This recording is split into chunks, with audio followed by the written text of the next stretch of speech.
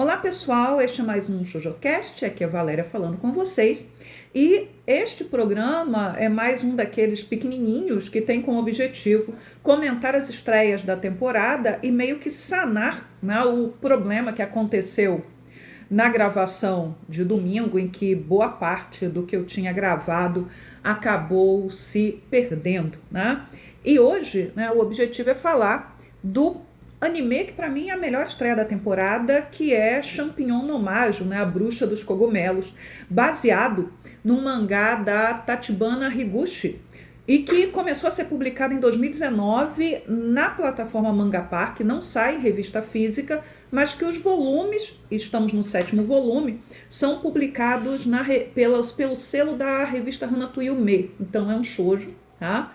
E a estreia foi com um duplo episódio muito bonito, que pode ser visto, inclusive, como um especial, sem necessidade de continuar assistindo a série. Então, por exemplo, se você assistir os 2 primeiros episódios e quiser parar, é possível, é plenamente possível. Tem uma historinha com princípio, meio e fim, com um clima de conto de fada, de fantasia, com um traço, que é o traço, né, o traço da Higuchi, né, que é a autora do mangá, que é um traço assim bem fofinho, bem infantil, mas que esses 2 primeiros episódios tiveram um peso dramático tão grande, né, que você termina o episódio, pelo menos eu terminei assim, um tanto dilacerada. Eu quase fiquei pensando, isso tá parecendo Anohana, que eu nunca lembro do nome completo, que são aqueles nomes ridículos imensos, mas o mangá saiu no Brasil, o anime fez muito sucesso, talvez eu coloque, né, em algum lugar aparecendo o nome completo da série. Quando eu assisti Anohana, que eu estava numa fase meio triste da minha vida, e eu terminei o primeiro episódio e comecei a chorar. Não sou tanto assim de chorar, embora a velhice tenha me feito mais chorona, talvez. Mas eu chorei tanto vendo aquele primeiro episódio que eu falei, não tem estrutura para acompanhar essa série, não. Não tem estrutura para ficar chorando a cada episódio. E Champignon Nomado, né, eu não cheguei a chorar de fato, mas foi por muito pouco, porque é uma série assim que é, né, que é triste, né? Ela tem um peso assim de tristeza muito grande. Mas sobre o que é a série? Estamos num mundo de fantasia que mistura épocas diferentes, Europa-like, mas com alguns componentes, né, japoneses, claro, assim, que lembram yokais e por aí vai. A protagonista é a Luna. A Luna tem um corpo de adolescente, embora ela já tenha vivido muito mais do que, sei lá, os seus aparentes 15, 16 anos. Luna vive sozinha na floresta desde um momento em que ela era relativamente pequena. Ela até faz, né, menção do tamanho que ela tinha, então uns 11 anos, 10 anos, ela mora sozinha naquela floresta.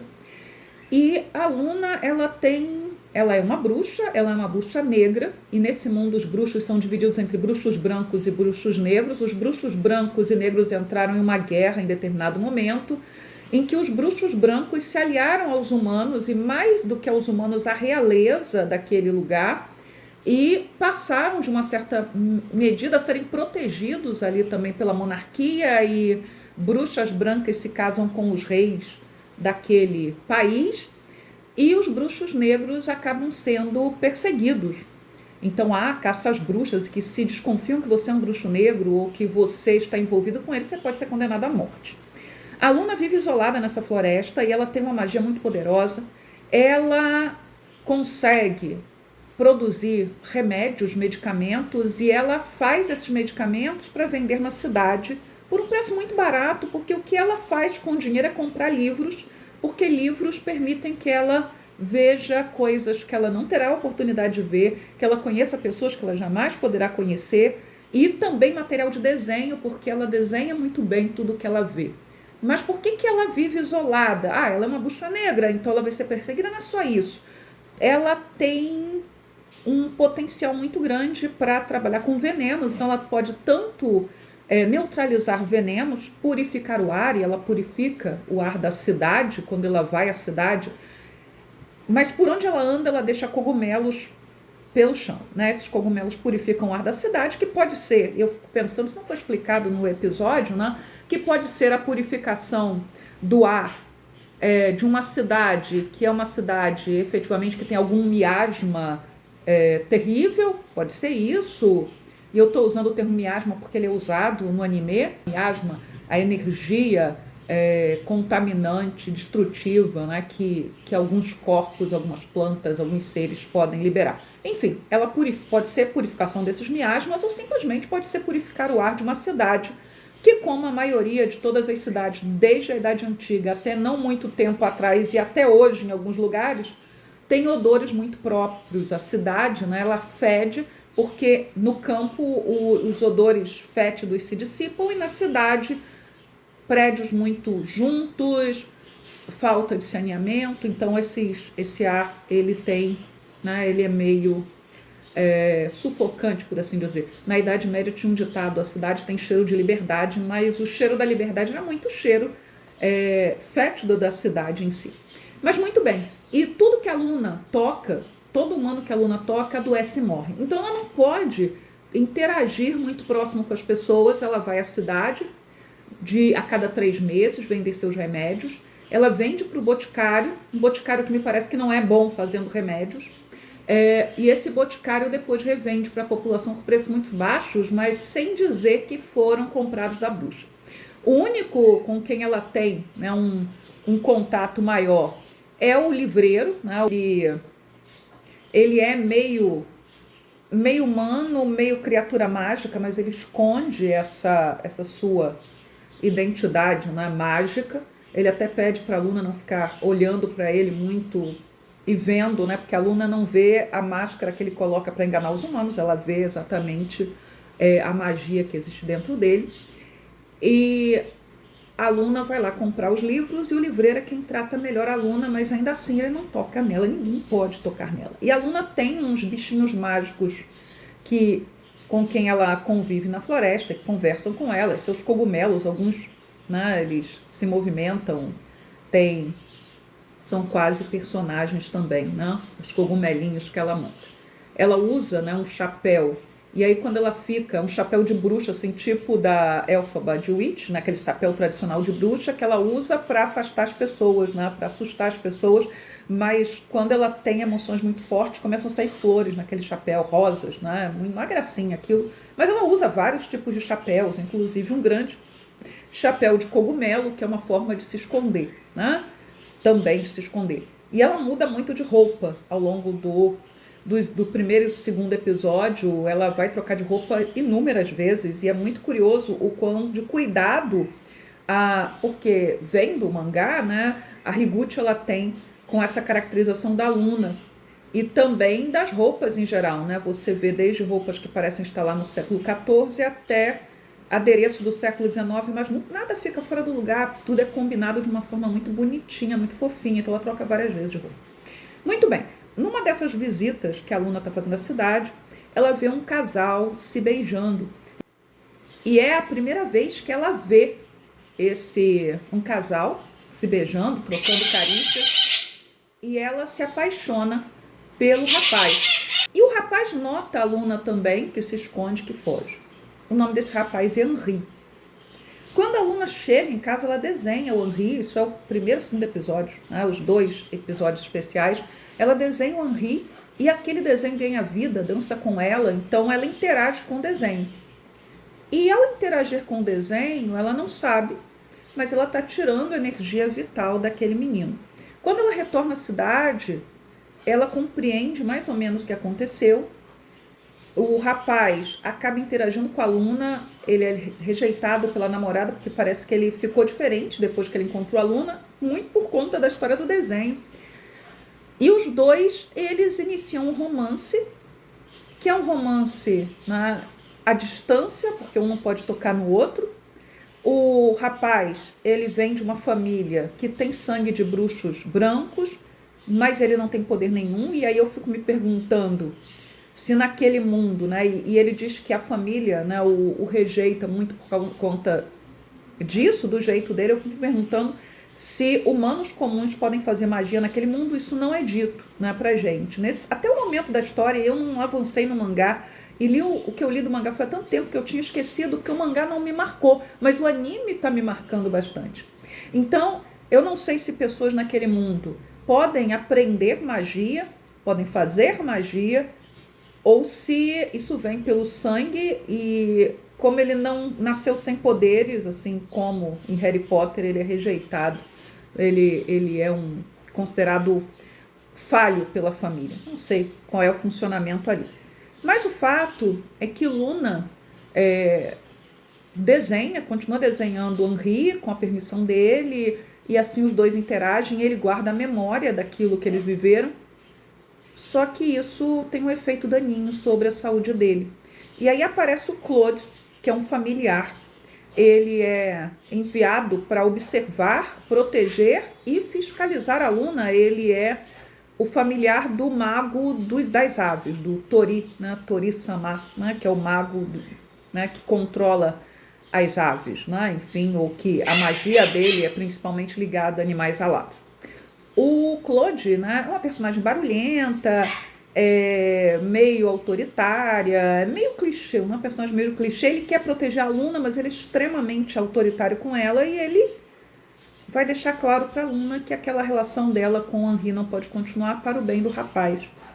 Ele pode se tornar alvo da caça às bruxas por estar se relacionando com uma bruxa negra, e a relação dele com a Luna está destruindo a saúde dele. Então a Luna tem que tomar a decisão aí nesse primeiro, segundo episódio, do que ela deve fazer. Se ela deve ser egoísta e se agarrar a esse amor, ou ela deve tentar salvar a pessoa que ela ama. Então, assim, o primeiro episódio e o segundo episódio são extremamente bonitos, impactantes, e todos os cenários são muito lindos, e a música, a abertura e encerramento do anime são muito bonitas também, e se complementam. O que aparece na abertura e no encerramento a gente tem que prestar atenção, porque elas conversam, a abertura e o encerramento conversam entre si. É tudo muito bonito, mas é tudo muito triste, porque Luna é uma personagem solitária e ela precisa continuar solitária. E será que isso vai ser assim para sempre? E aí eu vou falar do finalzinho do segundo episódio, porque ele é que vai dar encadeamento à história. Luna está no Rio, não se sabe quanto tempo passou desde que ela precisou sacrificar o seu amor, né, porque é o que ela tem que fazer. E aí, de repente, sangue começa a aparecer naquele rio, e ela está com os seus bichinhos falantes, e de repente vem uma botinha, e de repente vem o corpo de um rapaz que tem mais ou menos a idade da Luna e com um punhal no peito. Termina o segundo episódio, achamos que ele está morto. E aí, a Luna, ela vai com seus bichinhos, né, tentar salvar aquele rapaz, porque ele não está morto, e Claude ajuda também contra a sua vontade, mas não vou explicar o que Luna faz para ele ajudar. E aquele rapaz, ele acaba sendo salvo pela Luna, porque ele está com quantidade absurda de veneno dentro dele, não é só aquele punhal. Então ela tira aquele veneno todo, e aquilo cobra, né, um preço grande dela, porque é um esforço enorme, né? Não é algo simples ali, é uma magia muito poderosa. Eu pensava que era o Henri, mas não é o Henri. Desculpem esse spoiler, se soar como spoiler, não é ele, nem sei se é a reencarnação dele, não sei, porque eu não peguei spoiler nenhum, né? Não sei. E aquele menino, que é um rapaz, ele reduz de tamanho e ele volta a ser uma criança de uns 7 anos, 6, 7 anos. E aí, de repente, aparece todo o conselho dos bruxos negros, porque aquele menino, ele é uma espécie de messias, mas um messias do mal, né? Ele, ao crescer, ele vai se transformar num ser que é capaz de destruir aquele mundo, como eles conhecem. Bem, e aí esse conselho de bruxos, e nós vamos conhecer o bruxo das aves, o bruxo das flores, das águas, e por aí vai, do fogo. Então esse conselho aí de bruxos negros vai decidir o que fazer. E o que eles queriam fazer era matar o menino, matá-lo antes que ele pudesse se tornar uma ameaça.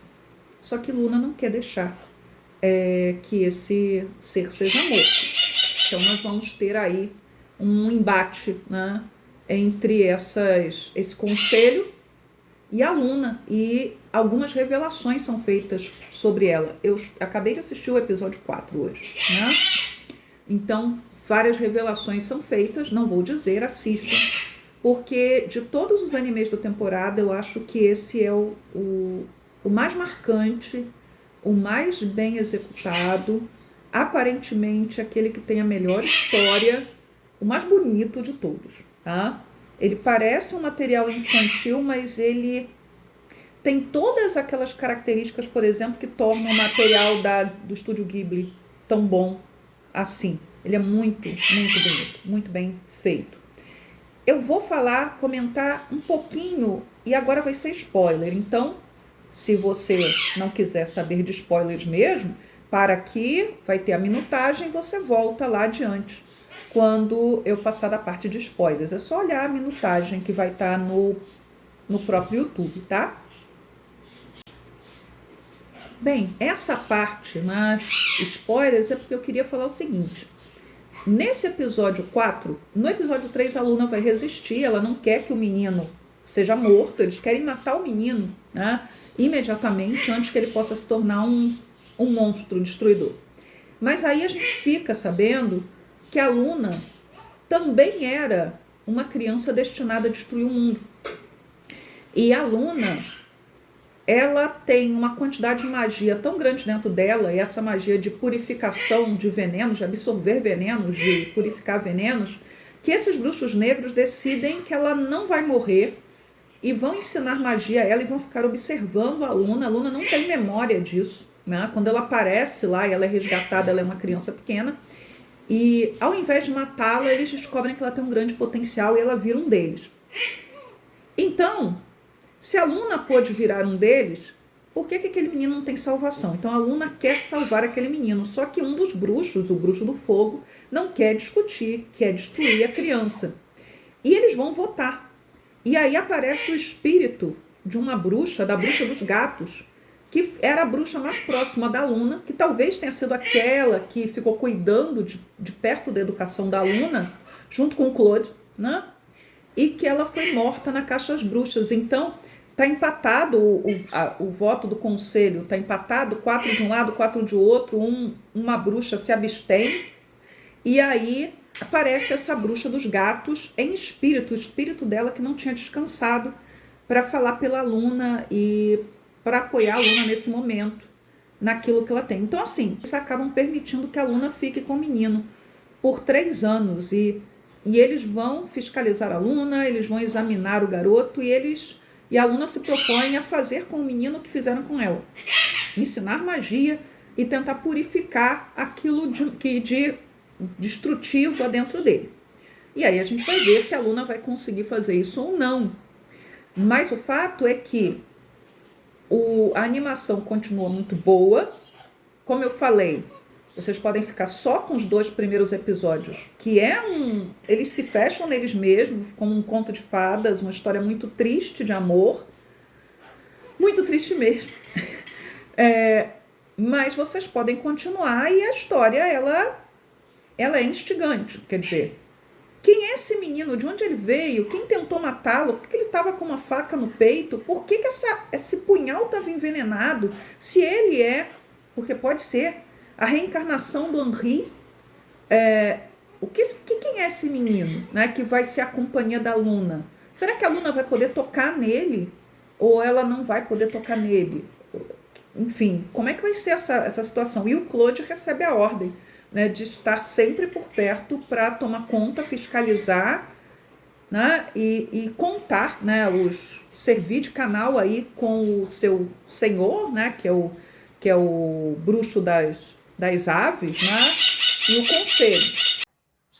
Saí de onde eu estava, porque é difícil gravar com a maritaca aqui dos meus pais, querendo a minha atenção, que é isso que ela quer. Não vou regravar aquilo que eu já tinha gravado, né? Mas eu queria terminar falando um pouquinho do Oscar ontem, né? Eu estava na rua, eu tinha ido à exposição da Turma da Mônica, do Maurício de Souza, que está no Centro Cultural Banco do Brasil, no Rio de Janeiro. Não sei se passou por São Paulo já, ou se ainda vai para São Paulo e depois para Brasília, ou vice-versa. Mas assim, se você tiver a chance de assistir de visitar, na verdade, essa exposição, não perca a chance, ela é espetacular. Turma da Mônica, você pode não gostar da Turma da Mônica, mas tem que entender a importância da Turma da Mônica no Brasil, para os quadrinhos no Brasil, etc. Parei, não vou falar mais de Turma da Mônica.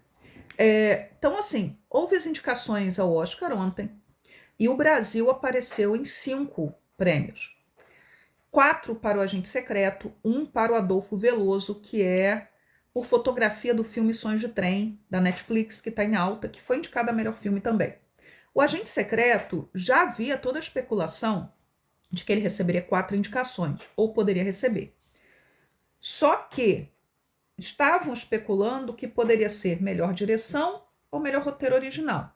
Acabou recebendo direção de elenco, que é um prêmio novo e muito legal que ele tenha sido criado, porque eu gostaria de ver esse prêmio há muito tempo, por exemplo, desde 2009, com O Discurso do Rei, que ganhou um monte de prêmios. Eu acho que O Discurso do Rei tinha um elenco espetacular. Espetacular e que funcionou maravilhosamente bem. Mas ele não merecia todos os prêmios que ganhou. E principalmente o Colin Firth, que é um dos meus atores favoritos, não merecia ganhar pelo Discurso do Rei. Ele merecia ganhar o Oscar no ano anterior por A Single Man, que aqui foi O Direito de Amar. Filme belíssimo, recomendo para todo mundo, tá? Assistam esse filme sobre macartismo, vale a pena. Vamos lá, voltando aqui. O Agente Secreto recebeu indicações para melhor filme internacional, era uma indicação certa, ninguém tinha dúvida que seria indicado, tá? Melhor ator, aí para o Wagner Moura havia algumas dúvidas da possibilidade, porque Bugônia estava em alta, está em alta, e aí o ator de Bugônia poderia ser indicado e de repente tirar a vaga do Wagner Moura, poderia acontecer, mas de qualquer maneira o Wagner Moura era esperado que ele recebesse, que ele fosse lembrado por conta do Globo de Ouro, por conta de Cannes, da campanha, etc. Foi indicado a melhor filme, assim como Ainda Estou Aqui o ano passado, então entre os 10 melhores filmes, maravilhoso isso, tá? E foi indicado a direção de elenco, que é o prêmio novo. Igualou Cidade de Deus, que recebeu também 4 indicações, mas não recebeu nenhum prêmio. A indicação já era o prêmio, né? Nesse momento, o Oscar mudou bastante e é possível hoje a gente ver filmes que não são em língua inglesa tendo maior reconhecimento. O que não quer dizer que Agente Secreto seja o favorito nas categorias em que está. O favorito em filme internacional continua sendo Valor Sentimental, que recebeu 9 indicações, embora eu, Valéria, não acredite que esse filme vá conseguir levar a maioria das estatuetas. Acredito mesmo que garantido ele só tem, garantido, e olhe lá, só tem ator coadjuvante. Mas ele é o favorito na categoria de filme internacional, mas eu não acho que ele vai levar e também não acho que seja o Agente Secreto, porque não dariam 2 anos seguidos para o Brasil. Acredito mais que de repente alguém aí vai passar um Serrat, de repente fique com o prêmio. Posso estar muito errada, mas eu não estou apostando muito nisso não. Na vitória do Agente Secreto. Vou torcer imensamente, mas não estou acreditando. Em melhor ator, o Wagner Moura, ele não tem que bater somente o Michael B. Jordan, como foi no Globo de Ouro, porque a disputa, todo mundo dizia que era entre os dois, mas ele agora tem o Timothée Chalamet, que já foi indicado sei lá quantas vezes seguidas, e ele sim está fazendo uma trajetória muito boa esse ano, e ele já foi indicado tantas vezes, então podem querer dar o Oscar para ele, apesar de ele ser muito jovem. Ele foi, inclusive, o ator mais jovem a ser indicado a melhor ator no Oscar, todos os tempos. Não esse ano, né? Em anos anteriores, porque ele vem recebendo várias indicações aí ao longo do tempo. Ok. Melhor filme não vai ser o filme brasileiro a ganhar. Todo mundo está apostando em uma batalha após a outra, então não é questão. E melhor direção de elenco, que é um dos fortes do Agente Secreto, o seu elenco como um todo. Eu não sei. É um prêmio novo, ninguém nunca ganhou, né? Enfim. E o prêmio pode vir em melhor fotografia por Sonhos de Trem para um brasileiro, que seria ótimo para reconhecimento dos profissionais brasileiros. Fiquei contente que Apocalipse nos Trópicos não foi indicado, não merecia ser indicado, então não está lá, ótimo, maravilhoso, tá? Porque eu tinha certeza, e aí eu me equivoquei, né, de que receberia indicação a Petra Costa por um documentário mediano. Eu falei no blog, fiz resenha e falei no Shojocast aí, de repente eu acho e aparece o card. Até torcia pelo montador de, eu não lembro o nome dele, de Hamnet, que foi o mesmo montador de Ainda Estou Aqui, que ele estava muito cotado também para ser indicado, mas Hamnet não foi indicado, né, nessa categoria. O filme que recebeu o maior número de indicações, 16 indicações, foi Pecadores, um dos maiores sucessos de crítica, público, deu muito dinheiro ano passado. Então, as 16 indicações, que é o recorde de todos os tempos de indicação, é um reconhecimento desse desempenho. Mas a maioria dos críticos não acredita que esse filme vai sair com um número grande de estatuetas, talvez 3, no máximo 4, enfim. Por quê? Porque a academia não costuma premiar filmes de terror ou horror. E é um filme de terror ou horror. Então, o reconhecimento é indicação. Vamos ver, né? Vejamos. Temos que torcer contra uma dessas premiações, que é a do Michael B. Jordan, né? A gente já tem que torcer contra. E acho que duas, acho que direção de elenco ele também foi indicado, então tem que torcer contra ele em duas categorias, né? Por princípio. E o grande esquecido foi o Wicked, né? O grande esnobado. Quem leu a minha resenha, eu não sei se eu falei no Shojocast sobre o Wicked de novo, falei na retrospectiva, eu adorei o segundo Wicked. Não tinha me empolgado com o primeiro, mas achei o segundo excelente. E é um filme que fala, principalmente, é um filme pipoca, de amizade entre duas mulheres, de como a amizade, né, ela pode prevalecer e deve prevalecer sobre todas as outras diferenças, e pontes, né, podem ser refeitas, né, se você estiver disposto, se houver amor, se houver empenho. E claro, né, eu fico imaginando, na verdade imaginando não, né, como feminista, eu tenho certeza que o fato de ser um filme sobre amizade, sobre mulheres, teve um efeito, né, de afastar parte do público e de deixar parte da crítica meio cheia de não me toques. Né? O primeiro filme, ele tinha uma mensagem sobre uma discussão sobre intolerância, racismo, autoritarismo, que volta, a questão do Estado autoritário volta muito forte no segundo filme, mas era um filme muito mais pipoca, muito mais high school. E eu disse, né, inclusive quando eu comentei Wicked o ano passado, que eu tinha gostado muito do filme, mas eu olhava para o elenco e não conseguia ver, né? O pessoal estava velho demais para fazer aquele papel numa faculdade que parecia ser um high school. Aquilo me irritou um tanto. Mas, assim, eu gostei do filme 1, senão não correria e iria, né? Vi duas vezes, vi em casa, baixei e vi em casa e fui ver no cinema legendado. Fui catar a última sessão legendada em Brasília, assim, quase dia 31 de dezembro. E, enfim, né? Acho uma pena que o Wicked tenha sido ignorado, não tenha entrado nem melhor canção, que deveria ter sido Girl in the Bubble, e eu gostei de Girl in the Bubble, gostei de verdade da música, né?